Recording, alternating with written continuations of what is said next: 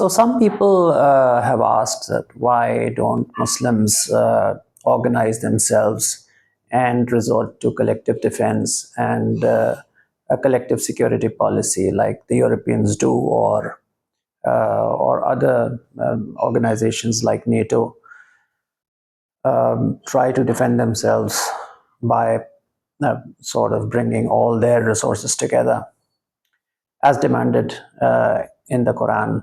So, in fact, we are undergoing a scandalous state of disorganization, and that is what we are experiencing. And I use the word scandalous with consideration. Now, I use it with not irresponsibly, because the state of disorganization that the Muslims are facing today it just does not happen spontaneously. It's induced. It's brought about by years of planning or by years of neglect. Both things can happen. But in any case, this is conscious. It's not just done by outside powers, though they are major players in this, but it has also been done consciously by us. So we have to take responsibility where taking responsibility is due. But nonetheless, different actors and different players have induced this state of disorganization. And in fact, this term, scandalous state of disorganization, was first used by Qaid-e-Azam Muhammad Ali Jinnah.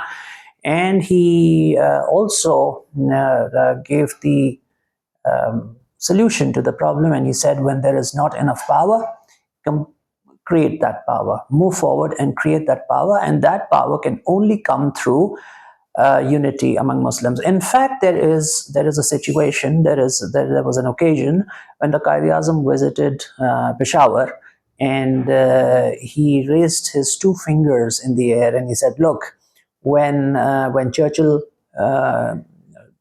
went to war against Hitler, he asked the people to he gave the V sign to the people. You know, Churchill's V was not like this; it was like this." So he gave the V sign and he said, "I'm giving the Muslims the U sign. V stands for victory, U stands for unity." But of course, that is not taught in our universities, and that is scandalous. So, in fact, people don't even remember that. So yeah. So coming back to why Muslims don't organize themselves, well, Muslims have once or maybe twice in history tried to bring about an organization, a political union, and that happened in 1958, and that is when the UAR, the United Arab Republic, was created.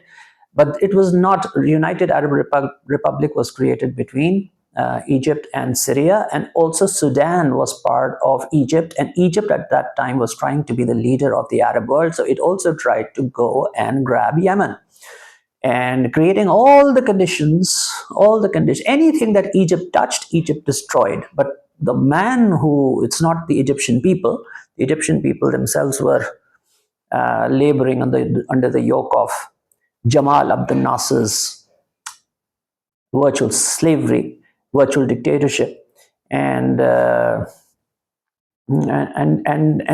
his time is actually a very sad time, not just for Egyptians, because Egypt suffered the worst defeat ever inflicted by any nation on another nation in the 1967-60 war. But other Arab countries, other Muslim countries suffered terribly because of Jamal Abdel Nasser. And when I said Egypt, I meant what Jamal Abdel Nasser touched, Jamal Abdel Nasser destroyed. And all the while giving the impression to the world that he was irreplaceable, that he was the hope of the Muslim world. And in so doing, he brought about the union of Egypt with Syria. Syria from 1947, 1946 to 1958 is the story of three leaders, three main people: Shukri al-Quwatli, Adib al-Shishakli, and another man who was not president, but let's say a kingmaker, and his name is Abdul Hakim al-Sarraj. So Abdul Hakim al-Sarraj is one of the most brutal people, one of the most ruthless people in the early history of the independent Middle East. The early history of the independent Middle East would be when the mandates ended 1946, 1947, and right up to 1958, or let's say 1956, when the Arab-Israeli first Arab-Israeli, in fact, the second Arab-Israeli war broke out over the Suez.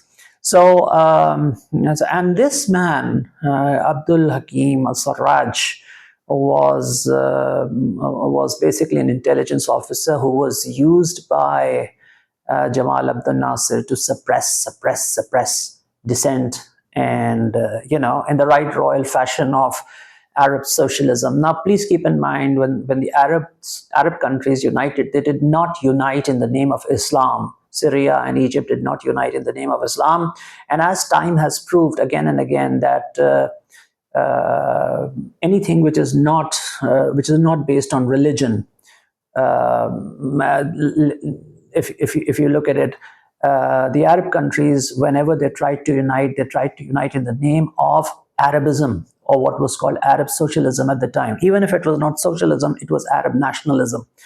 So either that, or some countries have also tried to come together in the name of economic benefits.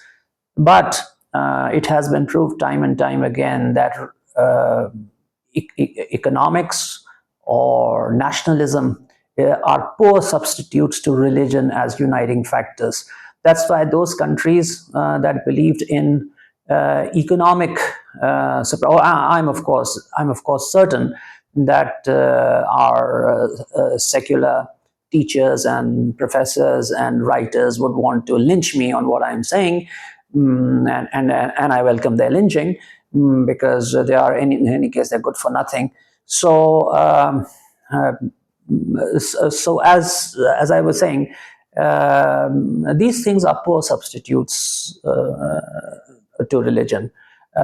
Because even countries like India, which were which started off as secular countries, at least they had secular constitution, even though India was never a secular country in a real sense. There was a permanent communal majority and a permanent communal minority, and Congress was as communal as any other party, though they had very enlightened slogans, which they used to shout from the rooftops, and those slogans indeed were attractive. I have to give that to a person like Jawaharlal Nehru. But his policies did contribute to what later became the Janata movement, and especially when the emergency came, and that finally led to the birth of the BJP and the other movements. But even a country like India, in India's case, it's inconceivable that you can have rule by one religion. India has always been a multicultural and a multi-religious country. But even there, when we look at the changes that have been brought about by the BJP and the rise of the Vishwa Hindu Parishad, the World Hindu Congress, they are realizing that they can only unite themselves under religion. And European Union has been trying to unite. Europe has been trying to unite for 6 decades now, or even more than that, in the name of economics. But that has been a very difficult journey. So that's what the Arabs did. They tried to unite in the name of Arab socialism.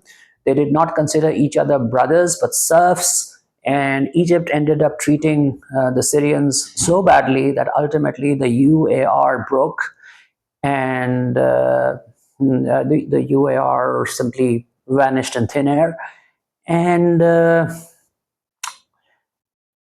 there was no focus on any institution building. That is the tragedy of that so-called union. It was not really a union, because unions don't happen in the name of people. They happen in the name of principles. They don't happen under the weight of the power of one man. They happen under the weight of proper institutions, and no such institution was ever built because Jamal wanted to do this for his own aggrandizement, and that gave ammunition to secular Muslims who never believed in any Muslim ummah or any Muslim entity, and then they took it up on themselves uh, to teach and to profess the point of view that unity in the name of Islam is not something which is achievable at all, and all the while other nations like Israel and India and Christian West and Christian East continued to unite in the name of their religions, while we were told that no, you cannot unite, Islam cannot unite in the name of religion. And the result was a crushing defeat, a lot of bluster, a lot of swagger. Of course, once you are unable to hold a union together, what do? You look outward and you say, "Wow, I can now defeat my great rival Israel," and you start blustering and you start poking that country, which is supported by almost every country in the UN. And what is the result? The result is that the country that Israel attacked, Israel destroying 90% of its air force on the ground and permanently weakening all the Arab states. And they strengthened their position further in 1973. And what I recall is that at that point, when Golda Meir was told that, look, if we take excessive action, we will be demonized. And that is what our leaders and the Arab leaders were always doing. If there was one attack by Israel, they would go and they would say that, this is a good chance to focus world attention to the Palestinian cause or to the Arab cause. I don't even know what that means. I don't even understand what that means, focusing world attention.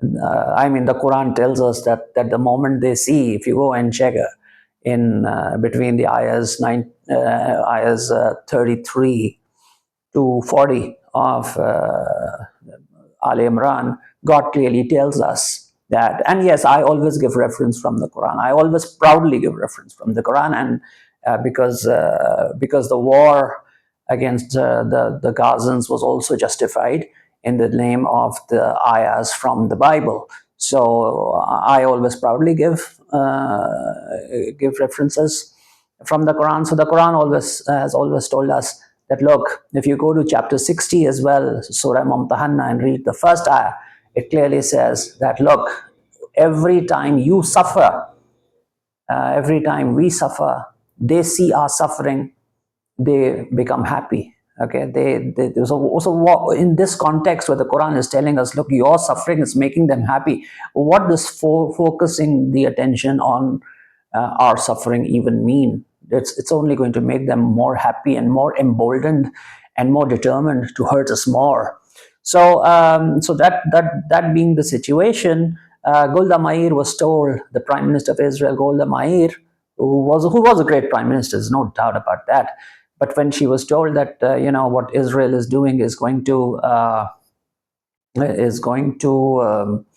the press is going to demonize Israel because of that, her reply was, and this reply should have been anticipated. This reply should have been anticipated by us, because in A Tale of Two Cities, Charles Dickens has written something very, very instructive. In the context of the French Revolution, he says that, and this sentence actually reflects the psychology of the oppressor. There was this meeting in the United Nations recently in which all the members were sitting, and they were complaining about one member, Israel. Israel did this, Israel did that, Israel did this, Israel did that. And the Israeli ambassador, I looked at him, he despite all the killings that they are doing, all the horrors that they are visiting on the Palestinians because of them, they were almost smothering the smiles. They were sort of enjoying it. And that is what Charles Dickens tells us about mentality of the oppressors.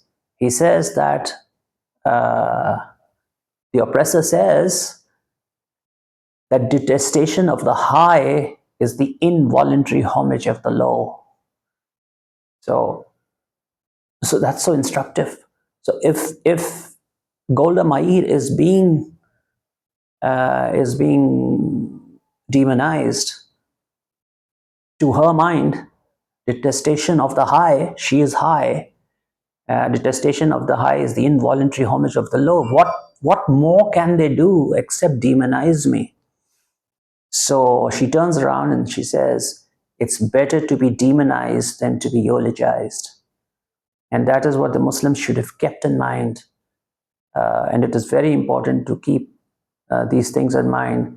What is the mentality of your opponent? What is the mentality of your enemy?